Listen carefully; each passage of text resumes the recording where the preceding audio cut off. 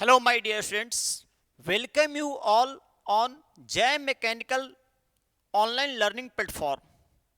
जैसे कि last day announcement के तहत हम लोग बात कर रहे थे कि जो भी बच्चे इस बार 6th सेमेस्टर पास आउट हुए हैं या अभी जो बच्चे 5th सेमेस्टर में पढ़ाई कर रहे डिप्लोमा में, जो भी इंटरेस्टेड हैं जूनियर इंजीनियर एग्जाम के प्रिपरेशन करने में, उन सबों के लिए हम लोग एक बैच लेकर आए हैं जो कि पहले ही बता दे रहे फ्री ऑफ कॉस्ट। कोई इसके लिए हम लोग पेड कोर्स नहीं चला, अनपेड कोर्स है। उस बैच का नाम है बाबू कैप्सूल बैच। सबसे पहले बात, उस बैच का नाम क्या है बाबू? Capsule batch. क्या नाम है बाबू? Capsule batch. अब बात है कि सर ये कैप्सूल बैच क्यों नाम रखें, इसके पीछे रीजन है। वो क्या रीजन है वो सब कुछ बताएंगे। इस कैप्सूल बैच के तहत हम लोग कैटलिस्ट का काम करेंगे। कैटलिस्ट क्या होता है तो मालूम है कि रिएक्शन को फास्ट करने में क्या करता है बाबू? मदद करता है। रिएक्शन को फास्ट करने में मदद करता है।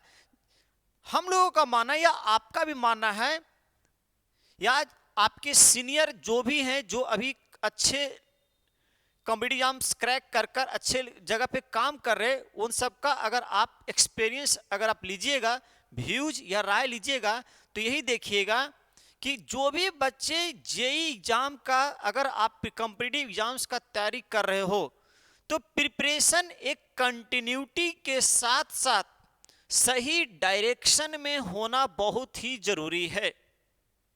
तभी चांसेस आपका प्रोबेबिलिटी बढ़ जाता है कि हाँ आपका रिजल्ट होने का प्रोबेबिलिटी और बहुत ही इंक्रीज हो जाता है विथ टाइम लिमिटेशन। ऐसा नहीं है कि कितना भी समय में आप तैयारी कर लो।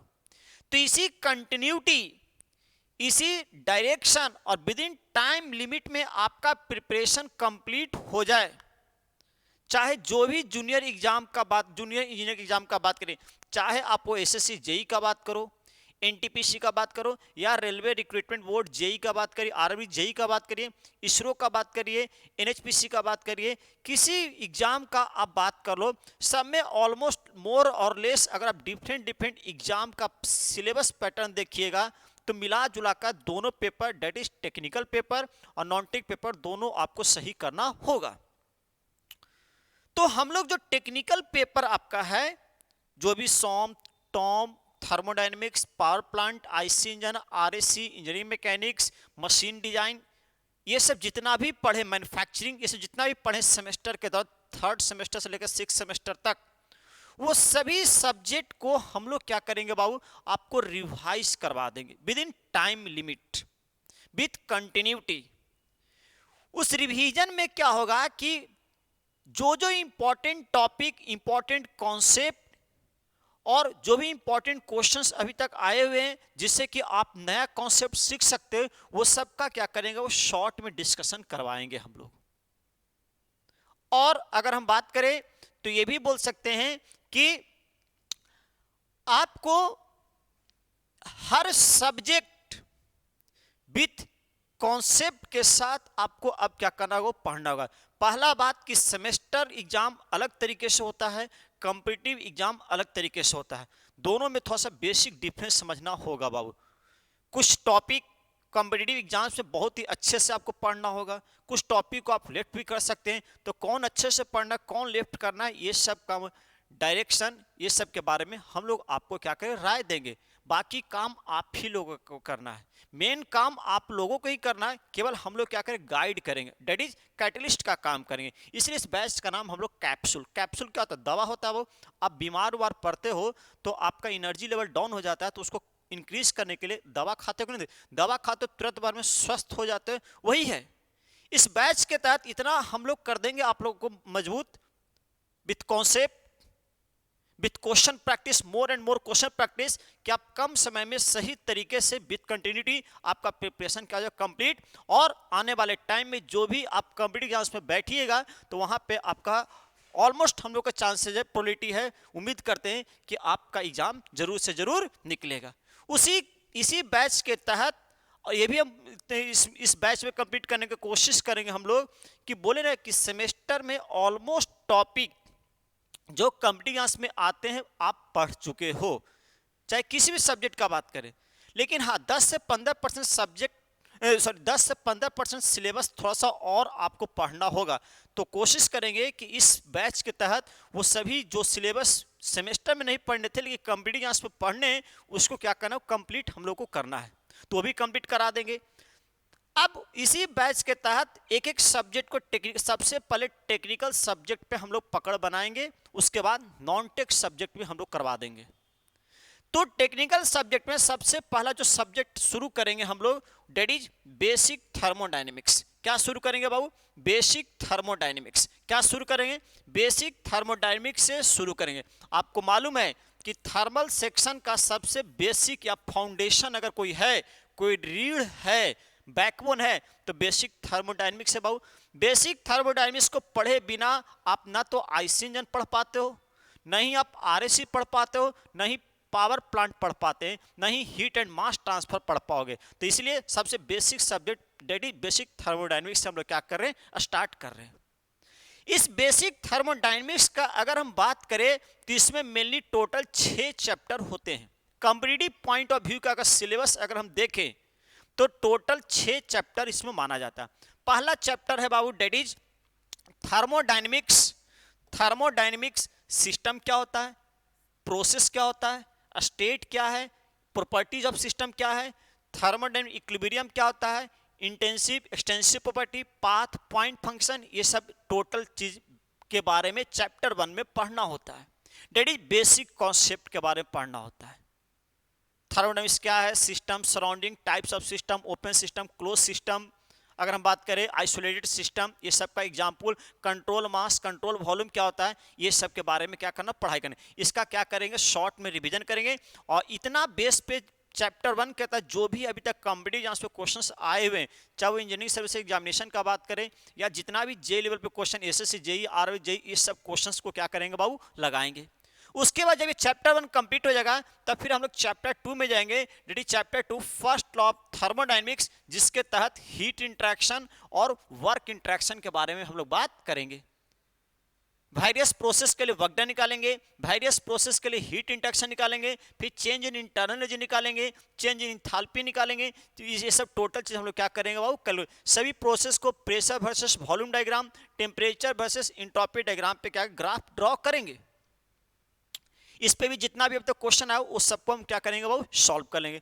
उसके third chapter that is second law of thermodynamics. आपको मालूम है कि फर्स्ट लॉ ऑफ थर्मोडायनेमिक्स का लिमिटेशन क्या है कि वो डायरेक्शन के बारे में नहीं बतला पाया कि प्रोसेस स्पॉन्टेनियस मतलब कि प्रोसेस फिजिबल है या नहीं है, वो दोनों डायरेक्शन बोथ डायरेक्शन का बात करें। लेकिन सेकंड लॉ रियल में सेकंड लॉ ही बतला पाता है कि हाँ प्रोसेस क्या एक ही डायरेक्शन में हो सकता है। डायरेक्शन के बारे में कौन बात करता है, सेकंड लॉ ऑफ थर्मोडायनेमिक्स। इसी में heat engine, heat pump, refrigerator क्या होता है, ये सब के बारे में क्या करें पढ़ेंगे। और सबसे मोस्ट इंपॉर्टेंट डेडी इंट्रोपी क्या होता है।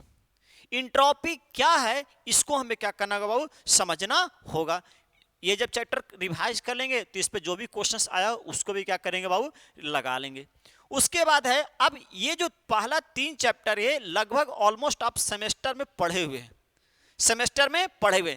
लेकिन जो चौथा chapter that is availability and irreversibility, ये आपके लिए नया है, सेमेस्टर में नहीं पढ़े। ये आपके लिए क्या बाबू न्यू है, ये जो टॉपिक है ये आपके लिए क्या बाबू नया है। तो इसको क्या करेंगे बाबू पूरे अच्छे से पढ़ेंगे और इस पे क्वेश्चन से लगा लेंगे। उसके बाद 5वां जो chapter that is properties of pure substance, आप ये पढ़े हुए हैं, पढ़े हुए हैं। That is properties of steam, thermal engineering 2 में आप पढ़े हैं। तो यहाँ पे भी और एक्स्ट्रा हमें इसमें पढ़ना होगा और इस पे मतलब बोल सकते ये भी आपके लिए थोड़ा सा क्या बाबू नया टॉपिक मिलेगा, इसको भी डिटेल में पढ़ेंगे और क्वेश्चंस को लगा लेंगे। That is last chapter thermodynamic relation, ये आप कभी नहीं पढ़े, ये आपके लिए कंप्लीटली नया है। लेकिन कॉम्पिटिटिव एग्जाम्स में यहाँ से भी क्वेश्चंस आने लगे हैं। मतलब अगर कॉम्पिटिटिव एग्जाम के सिलेबस के तहत अगर बात करिएगा तो थर्मोडायनेमिक्स हम टोटल 6 चैप्टर में बांट सकते हैं। चैप्टर 1, 2, 3, 4, 5, 6 ये सभी चैप्टर को एक एक करके हम लोग क्या करेंगे, रिवाइज करेंगे, क्विक रिवीजन डेडी, और उसमें जो भी क्वेश्चंस आए उस क्वेश्चंस को सॉल्व करेंगे।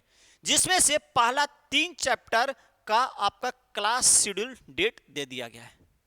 डेट इज चैप्टर नंबर 1 से हम लोग शुरू करेंगे, थर्मोडायनेमिक सिस्टम एंड सिस्टम क्या है, सराउंडिंग क्या है डैडी, बेसिक कॉन्सेप्ट, प्रोसेस क्या है, reversible, irreversible, quasi, non quasi, ये सब के बारे में हम लोग क्या करेंगे, बात करेंगे डैडी। ये कब बात करें, कल डैडी सैटरडे को बात करेंगे डैडी 4 नवंबर 2023। उसके बाद चैप्टर नंबर 2 का डिस्कशन 6 तारीख को होगा डैडी, मंडे को होगा। उसके चैप्टर नंबर 3 का डिस्कशन ट्यूसडे डैडी 7 नवंबर को होगा। कितना नवंबर, 7 नवंबर को। बाकी चैप्टर का अनाउंसमेंट, क्लास शेड्यूल आपको बाद में दिया जाएगा। पहले इस 3 चैप्टर को क्या करेंगे हम लोग, रिवाइज करेंगे। तो हम यही कहेंगे कि जिस डेट को जो है मतलब आप लोग सेमेस्टर में जो पढ़े हैं तो आपके पास नोट्स कॉपी होगा थर्मोडायनेमिक्स का, उसको सामने निकालिए और रिवाइज करो। क्या करो बाबू, पूरी तरीके से रिवाइज करिए। और पिछले क्लास में जब हम लिए थे तो वहाँ पे बताए थे कौन से आपके पास क्वेश्चन बैंक होना चाहिए, वो क्वेश्चन बैंक भी आप सामने रखिए। जब पढ़ाएंगे तो उसके बाद आप उस क्वेश्चन बैंक से क्वेश्चंस को भी लगाए। हम भी क्वेश्चंस लगवाएंगे लेकिन सब क्वेश्चन लगाना पॉसिबल नहीं है, वो बाकी क्वेश्चन आपको लगाना। और ये जज कर रहा है कि ये क्लास कर लेने से क्या मेरा सब क्वेश्चन बन रहा है कि नहीं बन रहा है। आखिरकार आप मेरे पास टाइम दे रहे हो तो उसका बेनिफिट आपको दिखना चाहिए बाबू। दूसरी बात, ऑलरेडी बोले ये बैच पूरी तरीके से अनपेड है, मतलब free of cost.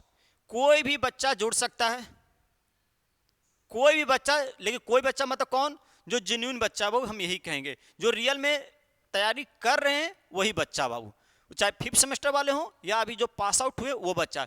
Class YouTube channel पे चलेगा, लाइव चलेगा, यूट्यूब चैनल पे चलेगा। और जो डेट को दिया गया, जो चैप्टर मतलब उस डेट को उस रात को 8 PM डैडी 8 PM में चलेगा। डैडी मान लीजिए चैप्टर 1 का शेड्यूल है सैटरडे को तो 8 बजे रात में चलेगा।